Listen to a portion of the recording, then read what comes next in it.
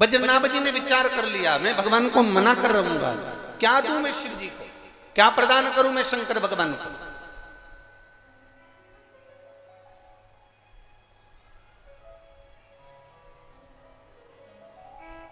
क्या दें हम भगवान शिव को।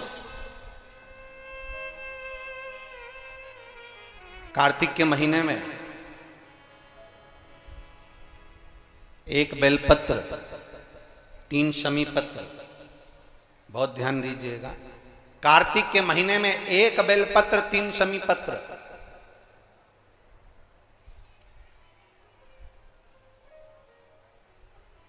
कार्तिक के महीने की दोनों अष्टमी में से किसी भी अष्टमी पर,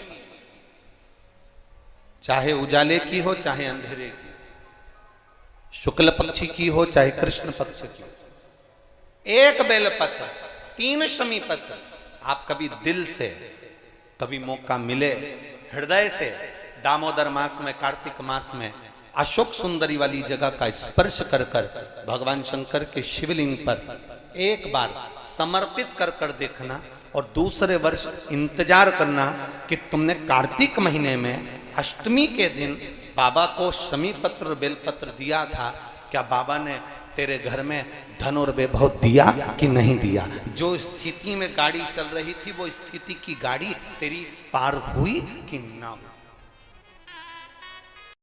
कितने बेलपत्र, बोलो बोलो जम के बोलो जरा।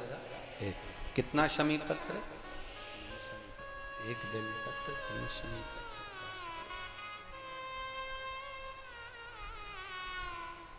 कभी स्मरण में लाइएगा।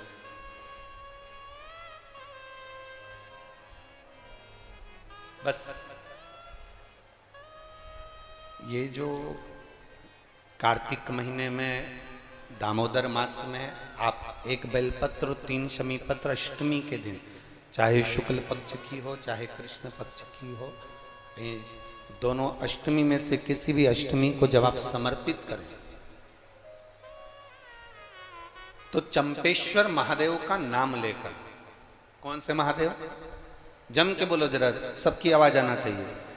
चंपेश्वर महादेव, केवल चंपेश्वर महादेव का नाम लेकर आप अशोक सुंदरी का स्पर्श कराकर शंकर भगवान के शिवलिंग पर समर्पित करें। अशोक सुंदरी तो मालूम है ना सबको।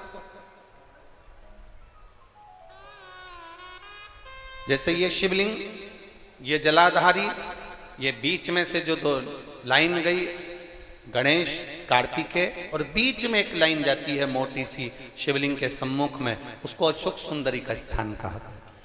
शंकर भगवान के ऊपर जो जल की जलाधारी लगती है, जिसमें से बूंद बूंद पानी गिरता है, वो भगवान शंकर की 5 बेटियां हैं जो ऊपर कलश के रूप में रखी रहती हैं, जिसमें से बूंद बूंद जल नीचे गिरता है।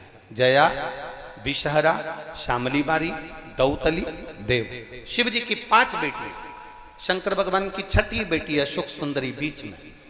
जब आप बेलपत्र 1, शमी पत्र 3, चंपेश्वर महादेव का नाम लेकर अशोक सुंदरी का स्पर्श कराकर भगवान शंकर को जब आप समर्पित करेंगे इस कार्तिक महीने में, दामोदर मास में, अष्टमी तिथि के दिन, चाहे वो शुक्ल पक्ष की हो चाहे वो कृष्ण पक्ष की हो, अष्टमी तिथि को अगर समर्पित करते हैं तो आप वर्ष भर में इंतजार कर कर जरूर बताना कि तुम साल भर पहले जितना कमाते थे, वर्ष भर पहले तुम जो व्यापार व्यवसाय कर रहे थे, साल भर से जो नौकरी के लिए प्रयास कर रहे थे, उसमें सफलता आपको अगले वर्ष की दामोदर मास आने से पहले मिली कि नहीं मिली, वो स्मरण आपके भीतर होना चाहिए।